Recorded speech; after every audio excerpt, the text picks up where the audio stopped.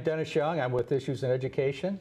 I'm happy to have with me Paul Timm, who's Vice President of FEA Engineers. That's right. Thanks for being with us. I'm glad to be great. here. I know you've been speaking here at the 2019 Triple I Conference in Chicago. And what's a little bit about your background, just for the people watching, Paul is a board-certified physical security professional. And what kind of training goes into that?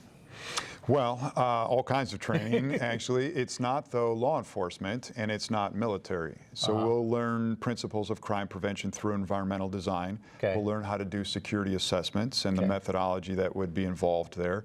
And then you have to know a lot about physical security measures. Yeah, wow. So we have a number of things we want to talk about, and security is certainly foremost on everybody's mind. What do you think are kind of the 2 or 3 big topics on security that most people talk to you about?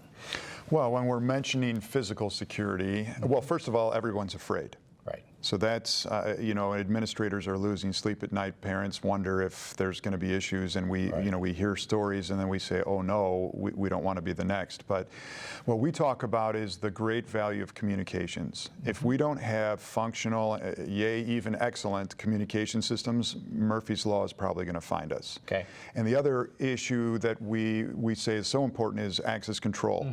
You cannot name a school violence incident that has occurred where access control did not fail in some kind of way. And so what can we do to make sure that we are controlling access as best as possible? So as I guess every community is different in terms of how high they put on the list of priorities safety. Some feel like it's never going to happen in their community, and others just don't feel they have the money to do everything that they want to do. Where do you start with a district to get their attention? That, you know, it could be Columbine in their community. It could be Sandy Hook in their community. How do you get their attention? Well, I don't try to scare them into it, and I know many people do. I try to educate. And what I also want to try to prevent, the first law of loss prevention says this: effective loss prevention, which is what we all want, is always preceded by extensive losses. Our neighbor doesn't get a burglar alarm system until after their house is burglarized, and so we come in and we say, let's not let an incident be what dictates what we do. Let's make sure that we're being proactive. I know that takes a little bit for people to be thinking proactively, but it begins with the top-down commitment. If I can get with the superintendent, the business manager, you know, those that are at an administrator level and educate them, I can get buy-in and movement that I wouldn't be able to get bottom up. And you can do that without scaring people, right? I can. Education is the key. Great. Of all the topics that we want to cover, it's going to be curriculum, design, social media.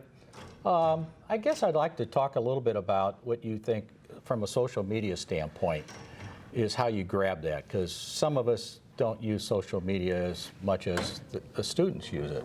Yeah, there are 2 things I think about that. First of all, this is an inescapable risk. We'd like to wish that it could go away or just come under control by itself, but it's inescapable, it's ever growing. And what I love to say about it is students are there whether we are or not, and they're there plus. Anyway, so it's inescapable, and the other thing I would like to say is it's tough to really get a handle. By the time I learned the security features in Facebook, and there are great security features like 2-factor authentication that helps us with everything that we do online, and I'm going to explain that briefly.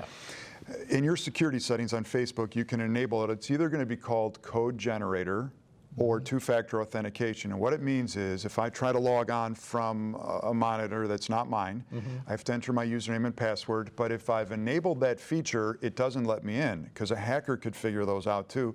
It first sends me a code as a second factor of authentication. Then I enter that in and now I can get in. So it protects me from being hacked and identity theft, but I learn through that Facebook security setting that I should be doing 2-factor authentication for online banking, for all of these things that I'm doing online. And so once we start to dip our toe in the social media waters, we actually not only become better educated, but able to influence those who are maybe in social media and operating irresponsibly, we can help them. And what I didn't do is say to my kids, scooch over, I'll fix this for you. I said, you go to your security settings. They're intuitive enough that they can do that. And I say, enable your code generator, and they figure it out, and it makes sense, and they're equipped.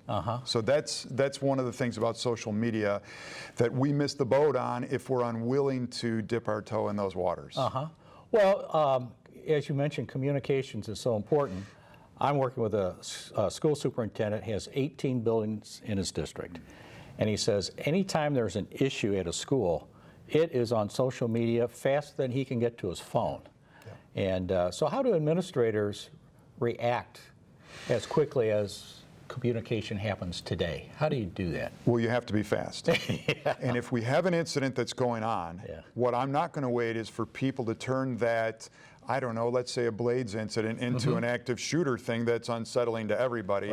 I need to get into my mass notification capabilities. And by the way, today we're telling people that today's high schools are like yesterday's college campuses. We have to be getting the phone numbers of our students who are going to be away from the building for vocational purposes or athletic events or sometimes even still open lunches.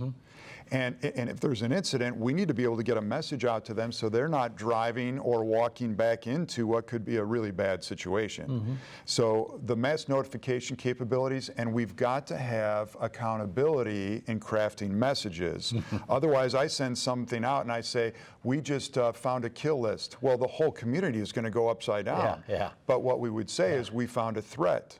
We're addressing this with local law enforcement. We have procedures for these kinds of things, and if anyone has information that can help us, please contact us. And now we're controlling a message that puts people it gives them some relief, and it gives us an opportunity to also get help.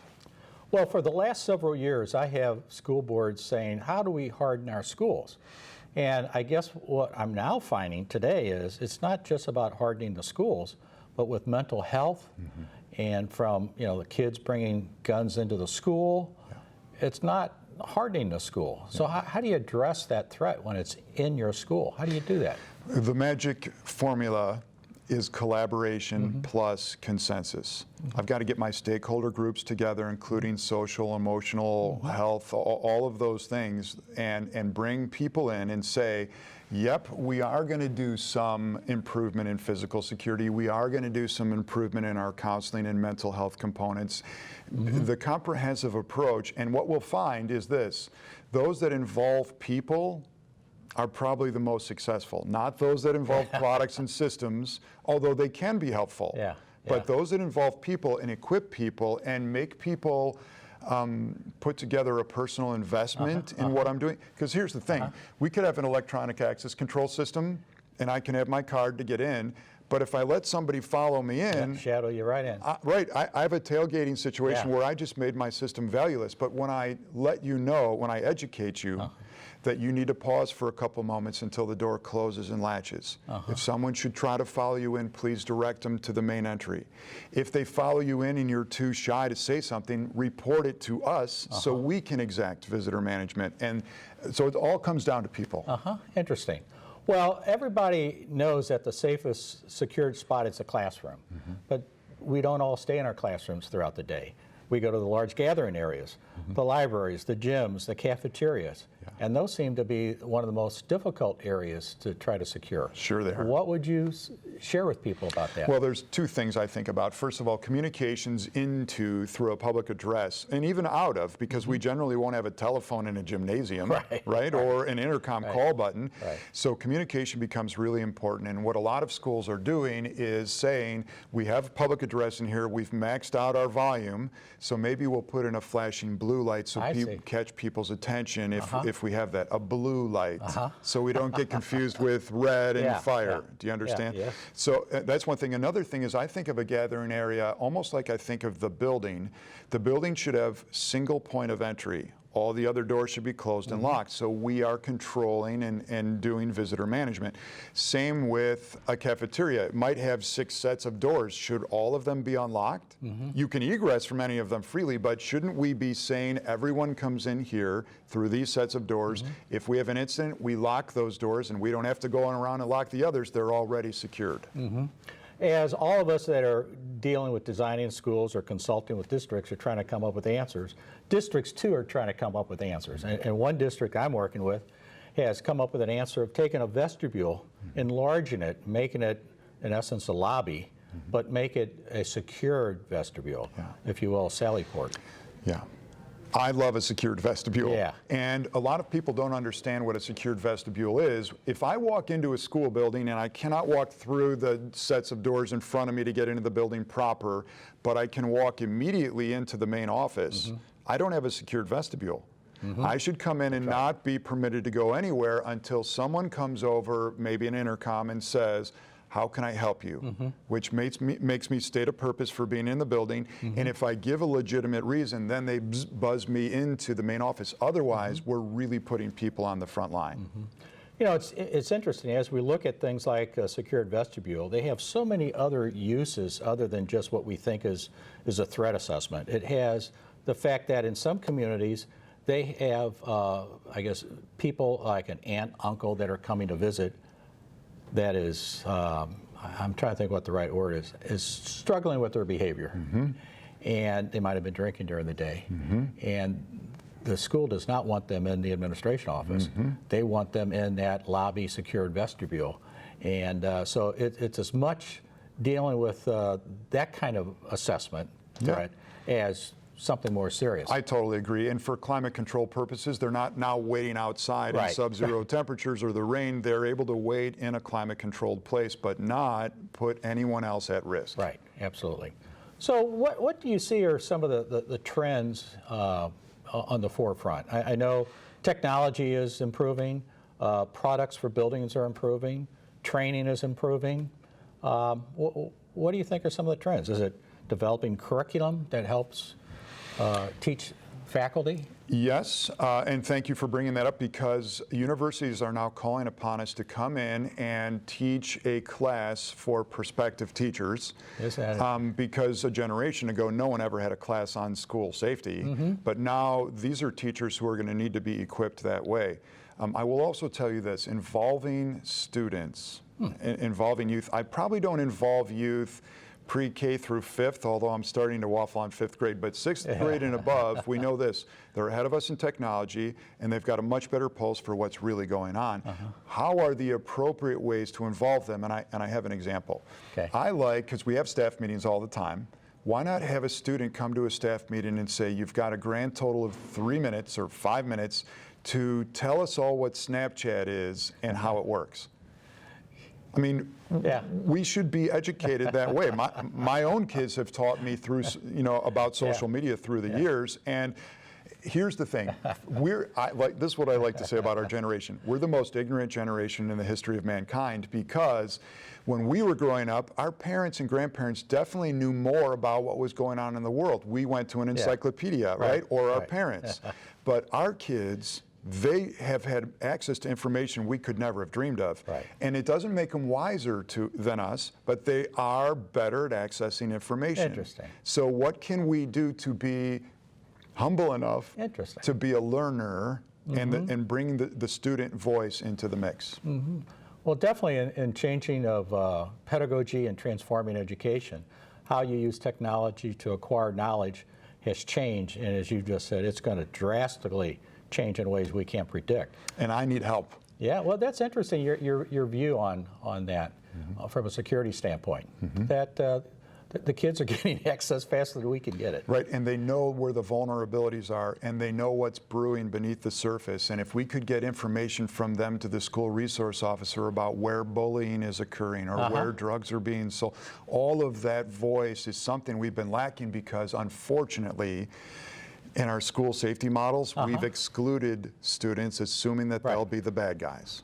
But absolutely. No, the vast majority of them are really going to be a huge help to us. Interesting. Outstanding. Well, we have with us Paul Timm, who's Vice President of FEA Engineering. But we covered a lot of important topics here in security, and Paul, I really appreciate your expertise. My pleasure. You know, your passion for this topic, and to be here in Chicago to share your knowledge with everybody. So thanks for being on Issues in Education. Thank you very much. Thank you.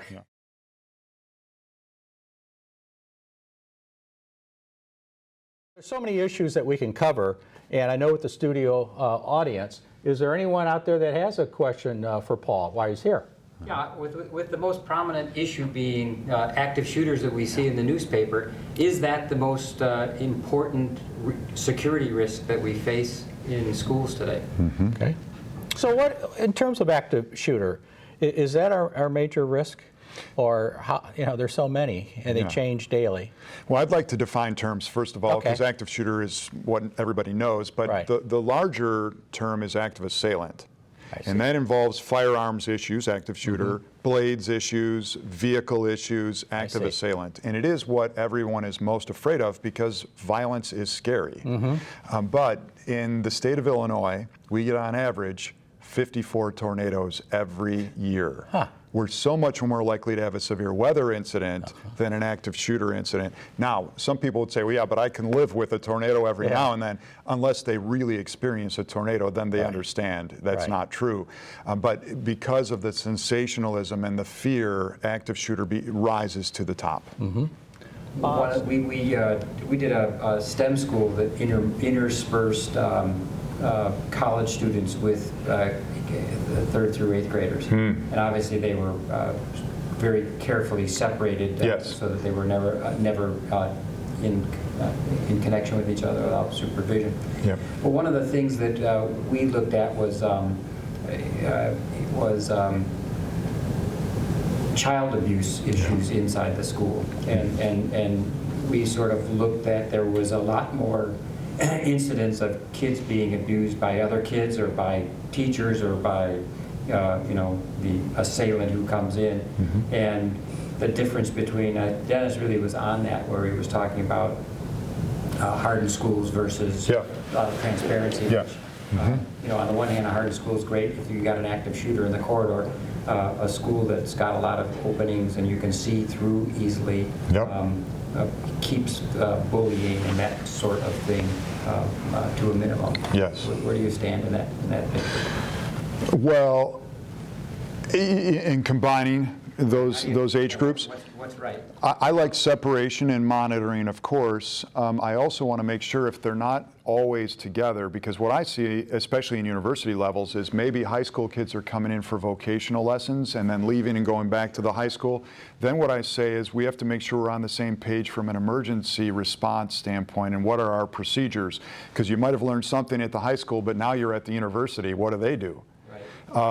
So I think if we're going to combine ages like that, and listen, they have been combined. You'll find a unit school district that has K through 12 all in the same building. What we're finding as well is if we're talking about alternative education, sometimes we'll have profoundly disabled students and behavioral students in the same area, and now we're really running into some issues. So I think again, the magic formula is collaboration plus consensus. If we can get the right stakeholders and come up with a plan and then tweak it as we go through, it could be done. We're working on a project now that's going to have therapeutic recreation in it, and for the most part, it's for a university project, and that primarily will be high-functioning autistic kids. Yeah. And so now you've got a group of high-functioning autistic kids who are smart, who are capable of doing all of the college work, but have social skills that are different than... And they should be mainstreamed. And schools are putting in an emotional support dog. Or now you're getting a relaxation room where someone who is prone to having issues can go and sit in an easy sofa or whatever it might be in a room that's, what I'm saying, as long as we have a monitoring, because mental health is an issue we buried forever, and now we're at least addressing it, and there are terrific ways to help.